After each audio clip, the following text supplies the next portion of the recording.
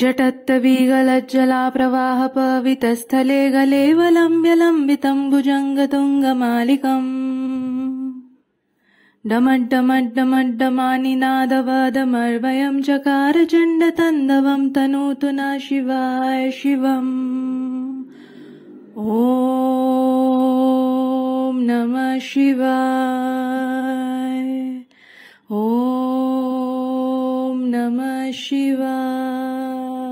Hello my lovely viewers, welcome back to my channel Life with Sanjukta R as promised আমি চলে এসেছি আমার বাড়ির মহাশিবরাত্রির ব্লগ নিয়ে।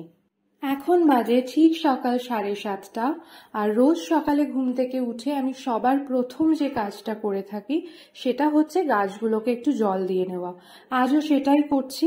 আমার হাজব্যান্ড তো অলরেডি বেরিয়ে গেছে অফিসের জন্য আর আজকে কাজ বলতে সেরম ভাবে কিছুই নেই। সারাদিন কিছু খাবো না, উপোস থাকবো আর সেই কারণে রান্না বান্নার কোনো কাজই আজকে নেই। তো অফিস তো আছে, অফিস যেতেই হবে। তো আমি কিছুক্ষণের মধ্যেই স্নান করে রেডি হয়ে বেরিয়ে যাব অফিসের জন্য। আর অফিস থেকে ফিরে এসে তোমাদের সঙ্গে শেয়ার করব আজকে শিবরাত্রি কিভাবে পালন করলাম। চলো, আমাদের দুজনেরই অফিস কমপ্লিট আর অফিস থেকে ফিরে আমরা ফ্রেশ হয়ে নিয়েছি। আমি পরে নিয়েছি একটা নতুন খুব সুন্দর শাড়ি কেরালা কটন, যেটা আমার একজন খুব ক্লোজ ফ্রেন্ড আমাকে গিফট করেছিল কিছুদিন আগে। পুজোর সমস্ত বাজার তো অলরেডি কাল বিকেলেই করে ফেলেছিলাম, এখন শুধু সমস্তটাকে একটু গুছিয়ে নেওয়ার পালা। তো প্রসাদের জন্য যেইগুলো দরকার আমি সেটাই আগে রেডি করে নিচ্ছি। সাবুটা সকালে অফিস যাওয়ার সময় ভিজিয়ে রেখেছিলাম আর এখন একটু কুড়িয়ে নিচ্ছি নারকেল কোরানো, ফল কাটা বা পুজোর জোগাড় করা, এই কোনোটাতেই না আমি খুব বেশি কনফিডেন্ট বা এক্সপার্ট নই, তবে সবকিছুই আস্তে আস্তে শিখে নিচ্ছি। আশা করি সময়ের সঙ্গে অনেকটাই শিখে যাব। তো সাবুর সঙ্গে নারকেলটা মিশিয়ে নিলাম আর সঙ্গে একটু কলা ছাড়িয়ে সেটার মধ্যে রেখে দিলাম। এই সমস্তটাই ঠাকুরকে প্রসাদ হিসাবে নিবেদন করব। আর আজ আমি একটা জিনিস না একদম ভুলে গেছিলাম, কালকে যে সাবুর জন্য একটু চিনি কিনবো সেটা মাথা থেকেই বেরিয়ে গেছিল। তো কি আর করব, উপায় বলতে গেলে মিছরি কিনেছিলাম, তো ভাবলাম চিনির বদলে আজ এই মিছরি ইউজ করব।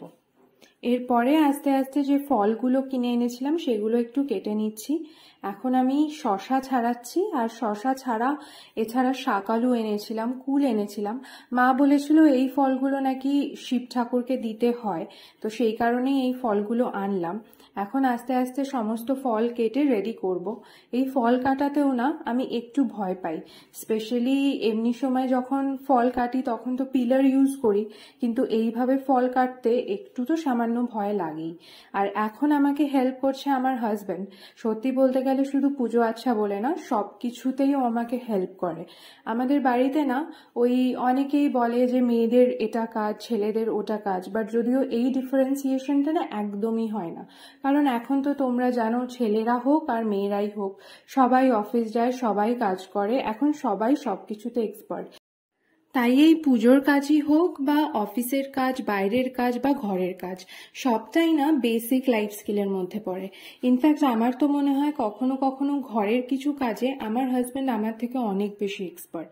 আর এই কারণেই আমরা দুজন দুজনকে দুজনের কাজে এরকমভাবেই হেল্প করতে থাকি। গল্প করতে করতে ফল কাটার কাজ তো একদম শেষের দিকে। যেই ফলগুলো কিনেছিলাম সমস্তটাই মোটামুটি কাটা হয়ে গেছে। এরপরে একটু খই আর বাতাসা এগুলোকে প্লেটে নিয়ে সাজিয়ে নেব।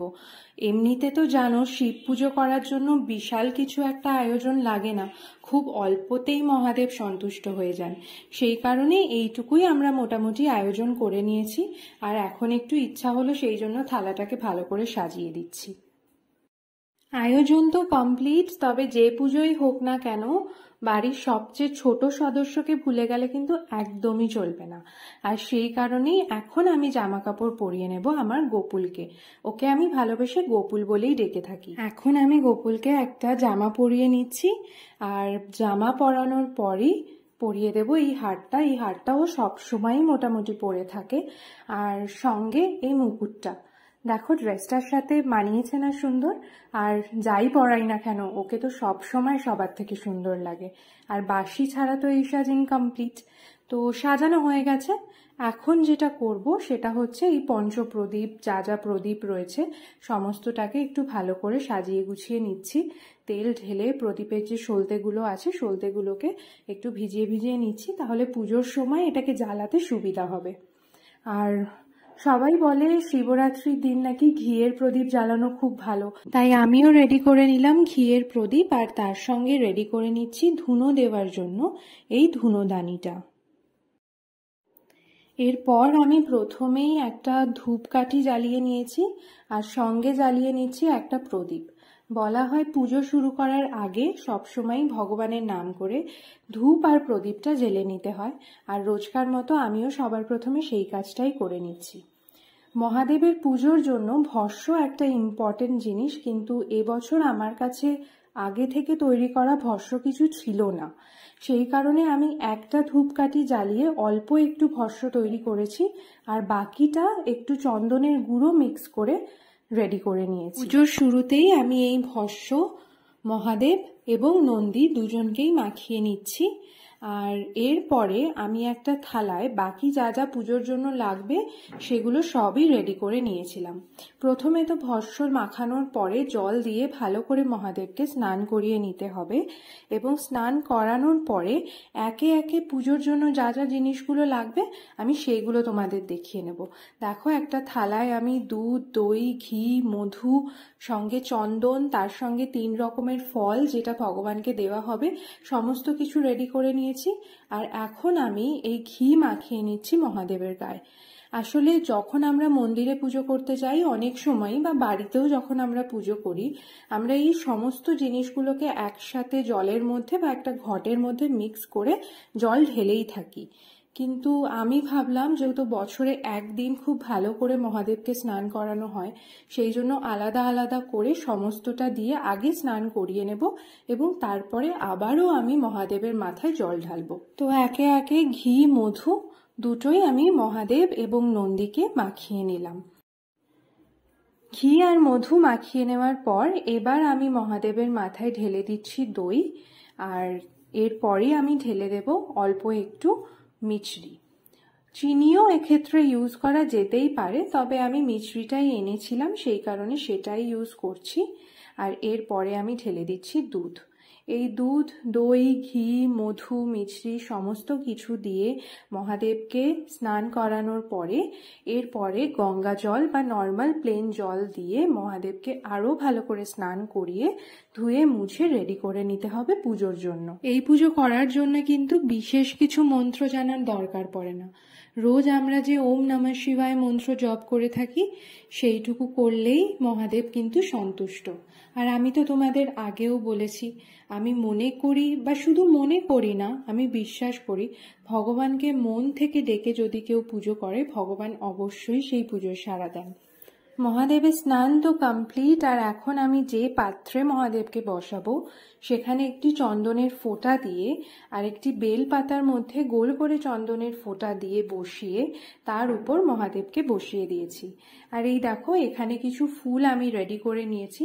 বলা হয় মহাদেব নাকি সাদা ফুল খুব পছন্দ করেন, তো সাদা ফুল আমি যতটুকু পেরেছি নিয়ে এসেছি, আর বাকি সব রঙের ফুলই যদিও এনেছিলাম। স্নান করানোর পর এখন আমি মহাদেবকে বসিয়ে চন্দন দিয়ে প্রথমেই খুব ভালো করে সাজিয়ে নিচ্ছি, আর এরপরে আমি একে একে ফুল দিয়ে ভগবানকে সাজিয়ে নেব। মহাদেবের খুব ফেভারিট নাকি আকন্দ ফুলের মালা, তো সেই মালাই আমি এখানে মহাদেবকে পরিয়ে নিয়েছি। এরপর একে একে কাটা, ধুত্র ফুল, সাদা ফুল এই সমস্ত দিয়ে মহাদেবকে সাজিয়ে নিলাম। আর বেলপাতা তো শিব পূজায় কতটা ইম্পর্টেন্ট সেটা তোমরা সবাই জানো। আর এবছর না ভালো বেলপাতা বাজারে একদমই পাওয়া যাচ্ছে না, তবুও যতটুক সম্ভব ভালো দেখে বেলপাতা নিয়ে এসেছি পুজোর জন্য। মহাদেবের সঙ্গে আসনে বাকি যে সমস্ত ঠাকুর আছে আমি সবাইকেই অল্প কিছু ফুল দিয়ে সাজিয়ে নিয়েছিলাম। এই সমস্ত করতে করতে না বেশ রাতও হয়ে এসছে, আর এখন শিবরাত্রির তিথিও কিন্তু খুব শিগগিরই পড়েও যাবে। তো সেই কারণেই এরপরে আমি রেডি করে নেব মহাদেবের মাথায় ঢালার জন্য জল, আর সেটাই এখন তোমাদের দেখাবো। এই জলটা রেডি করার জন্য আমি একসঙ্গে সমস্ত জিনিসগুলো নিয়ে নিয়েছি, ঠিক যেই জিনিসগুলো দিয়ে আগে মহাদেবকে স্নান করিয়েছিলাম সেই জিনিসগুলোই। প্রথমে তো ঘটিতে গঙ্গা জল নিয়ে নিয়েছি, আর তারপরেই এর মধ্যে নিয়ে নিয়েছি দুধ, দই, ঘি, মধু অল্প, সমস্ত কিছু মিশিয়ে, আর সঙ্গে সিদ্ধি পাতা, এই সমস্ত কিছু দিয়ে মিশিয়ে আমি জলটা রেডি করে নিলাম। জল রেডি করার পর আমি মহাদেবকে প্রথমেই পরিয়ে নিয়েছিলাম পইতে, আর তার সঙ্গে এবার নিয়ে নিয়েছি অল্প একটু আতপ চাল আর কালো তিল। এই দুটো আমি ভগবানকে অর্পণ করলাম, এবং করার পর আমি যেটা করব সেটা হচ্ছে ফাইনালি এখন শিবরাত্রির তিথি পড়ে গেছে, আর এখন আমি মহাদেবের মাথায় জল ঢেলে নিচ্ছি।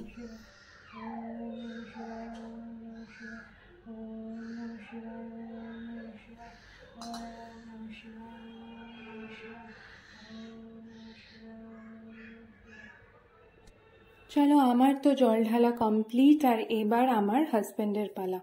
তো আমি যেভাবে বলে দিয়েছি ও আমার কথাটা শুনে সেরকমভাবেই ভগবানকে একটার পর একটা সমস্ত কিছু দিয়ে সাজিয়ে নিয়ে তারপরে কিন্তু জল ঢেলে নিয়েছে।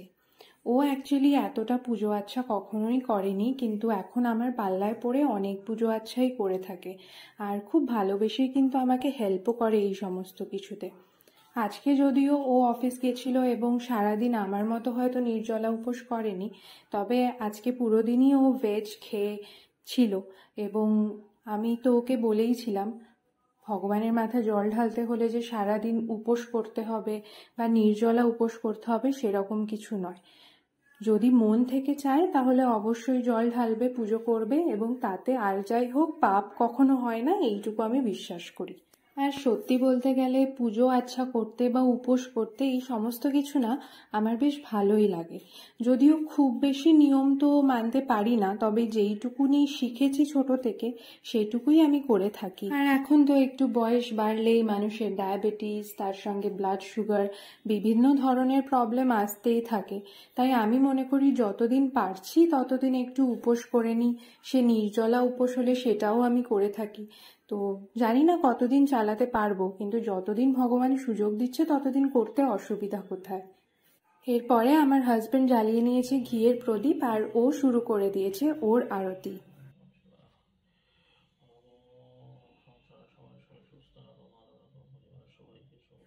এরপর চলো আমিও একটু আরতি করে নিই কিছুক্ষণের জন্য। বলা হয় শিবরাত্রির দিন ঘিয়ের প্রদীপ জেলে ভগবানের কাছে যা চাইবে তাই নাকি পেয়ে যাবে। তবে আমি জেনারেলি কখনো ভগবানের কাছে কিছু চাই না, কারণ আমি মনে করি আমাদের যেটা দরকার তার থেকে অনেক বেশি ভগবান নিজেই জানেন আমাদের কোনটা দেওয়া উচিত। কখনো কখনো আমরা হয়তো যেই জিনিসগুলো নিজেদের জন্য ভালো মনে করি আসলে সেটা ভালো হয় না, তাই একটু অপেক্ষা করতে হয়, আর ভগবানের উপর বিশ্বাস রাখলে উনি অবশ্যই আমাদেরকে সেই জিনিসটাই দেবেন যেটা আমাদের জন্য পারফেক্ট। তো যাই হোক, এখন আমি বাকি যে পঞ্চপ্রদীপ, মোমবাতি, ধূপকাঠি যে সমস্ত কিছু ছিল আরতি করার সেই সমস্ত কিছু কিন্তু রেডি করে নিচ্ছি। শুধু পুজো তো না, তার সঙ্গে ভিডিও করা, ভিডিওটা রেডি করা, এই সব কিছু করতে করতে না এখন বেজে গেছে প্রায় রাত 10:30। আর আমিও যদিও সমস্ত কিছু রেডি করে নিয়েছি, আর পুজোটা তো হয়েই গেছে, এখন বাকি শুধুমাত্র আরতির। তো এইবার আমি আরতিটা কমপ্লিট করে নেব।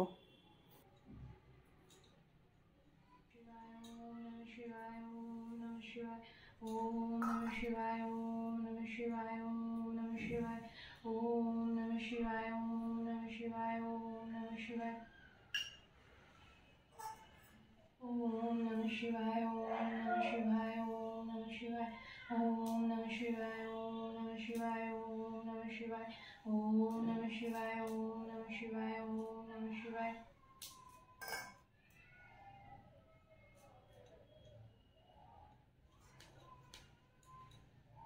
ओम नमः शिवाय, ओम नमः शिवाय, ओम नमः शिवाय, ओम नमः शिवाय, ओम नमः शिवाय, ओम नमः शिवाय, ओम नमः शिवाय, ओम नमः शिवाय, ओम नमः शिवाय।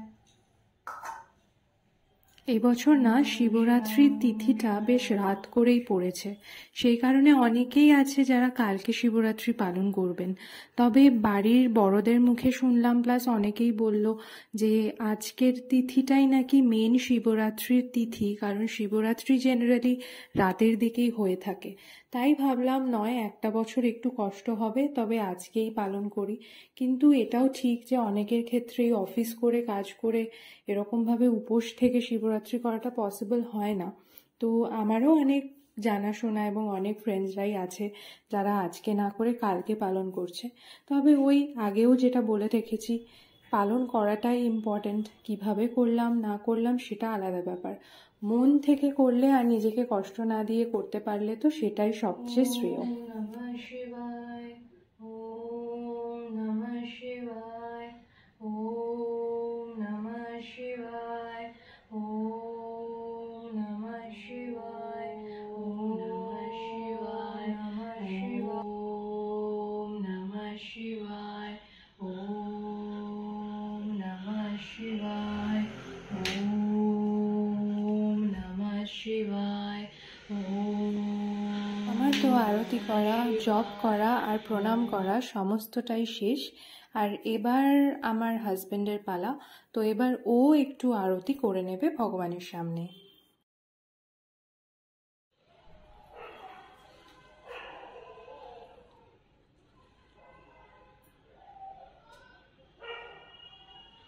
তো ফাইনালি আজকের পুজো তো আমাদের কমপ্লিট। আর কিছুক্ষণ পরে আমরা এই প্রসাদ সমস্ত কিছু তুলে নেব। এখন কিছুক্ষণের জন্য মহাদেবের সামনে এবং বাকি ভগবানের সামনে এই প্রসাদ রাখা থাকবে।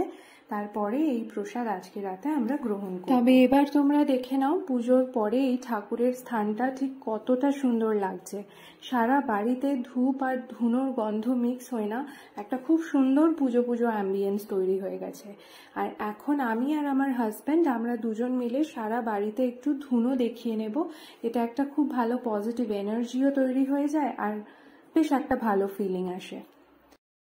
আমার আগের ভিডিওগুলোতে অনেক ভালোবাসা দেওয়ার জন্য তোমাদের সবাইকে অনেক অনেক ধন্যবাদ। আর এভাবেই আমার পাশে থেকো যাতে আমিও ইন্সপিরেশন পাই আগামী দিনে আরও সুন্দর সুন্দর ভিডিও তোমাদের সাথে শেয়ার করার। আর আমার নেক্সট ভিডিওতে আমি তোমাদের সঙ্গে শেয়ার করব ভূতনাথ মন্দিরের একটা ইনফরমেটিভ ভিডিও, সেটা কিন্তু মিস করলে একদমই চলবে না।